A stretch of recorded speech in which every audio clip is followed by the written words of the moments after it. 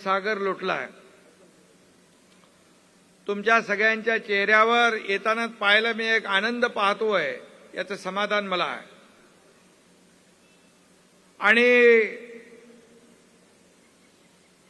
तुमने पुकारा और हम चले आए असं गाणं आहे ना, मुर्जी काका ने पुकारा और मैं यहां चले आया। मुर्जी कुठे आहे? मुर्जी काकाच्या डोक्यात 24/7 लोकांची सेवा, काम आणि काम हे आपण गेले अनेक वर्ष पाहिलंय।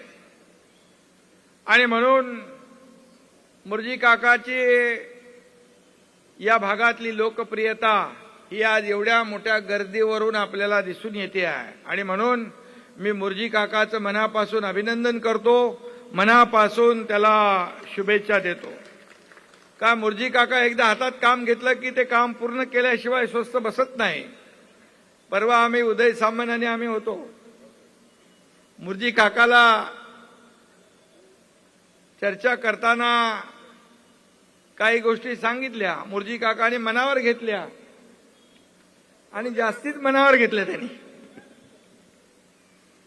आणि आज लाडक्या बहिणींच्या खऱ्या अर्थाने या कार्यक्रमाला यायला मला अतिशय आनंदही होतोय। कारण शेवटी या महाराष्ट्रातल्या करोडो लाडक्या बहिणींचा लाडका भाऊ ही ओळख एकनाथ शिंदेला तुमच्यामुळे मिळाली, ही सर्व पदांपेक्षा मोठी आहे।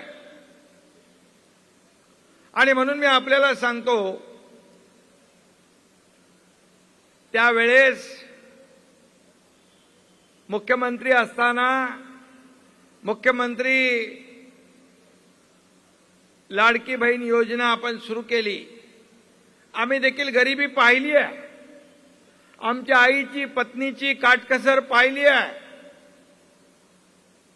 आणि त्यावेळची परिस्थिती देखील पाहिली। आणि म्हणून मुख्यमंत्री झाल्यानंतर मुख्यमंत्री माझी लाडकी बहीण योजना आपण सुरू केली, त्याचा उदय आणि जन्म त्यावेळेस झाला। आणि आपल्याला सांगू इच्छितो, कोणी माईकाला आला तरी लाडकी बहीण योजना कधीही बंद होणार नाही। काही केवायसी वगैरे होईल त्याच्यामध्ये, पण पात्र लाडकी बहीण कधी वंचित राहणार नाही, हा शब्द आहे आमचा। मुर्जी काकाने 25,000 लाडक्या बहिणींचं बचत गटाचं जाळं निर्माण केलंय। खरं म्हणजे लोकसभेनंतर झालेल्या विधानसभेमध्ये तुम्ही महायुती सरकारला 232 आमदार निवडून आणून देऊन एक इतिहास घडवला, एक इतिहास घडवलेला। महाराष्ट्राच्या इतिहासामध्ये पहिल्यांदा महायुतीला 232 आमदार मिळाले, ते लाडक्या बहिणींच्यामुळे।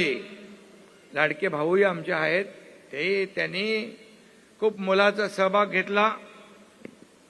परंतु रक्षाबंधन अजून लांब आहे, पण मुर्जी काकांनी आज सर्व लाडक्या बहिणींना एक प्रकारे रक्षाबंधनची ओवाळणी दिलेली आहे। आणि म्हणून मी मुर्जी काकाचं मनापासून अभिनंदन करतो। खऱ्या अर्थाने आज आपण महिलांना सक्षम करतोय, महिलांसाठी योजना करतोय, आत्मनिर्भर त्यांना करतोय, आत्मसन्मान देतोय।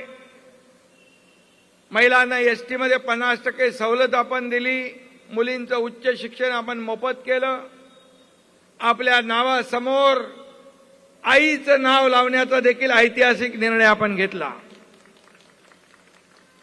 असे अनेक निर्णय घेतलेत। या देशाचे प्रधानमंत्री नरेंद्र मोदीजी यांनी देखील महिलांना आत्मनिर्भर, आत्मसन्मान मिळवून देण्यासाठी अनेक पावलं उचलली आहेत। आणि म्हणून मी आपल्याला एवढंच सांगतो, आज खऱ्या अर्थाने हे सगळं आपला परिवार एकत्र आलेला आहे। जसं गणपती, दिवाळी, दसऱ्याला आपण एकत्र येतो, तसा मुर्जी काकांनी या ठिकाणी तुम्हाला एकत्र आणलेला आहे। आनंदोत्सव आहे। आणि खऱ्या अर्थाने मी महाराष्ट्रामध्ये जिथं जातो तिथं लाडक्या बहिणी हसत मुखाने स्वागत करतात. लाडके भाऊ असतील, ज्येष्ठ असतील,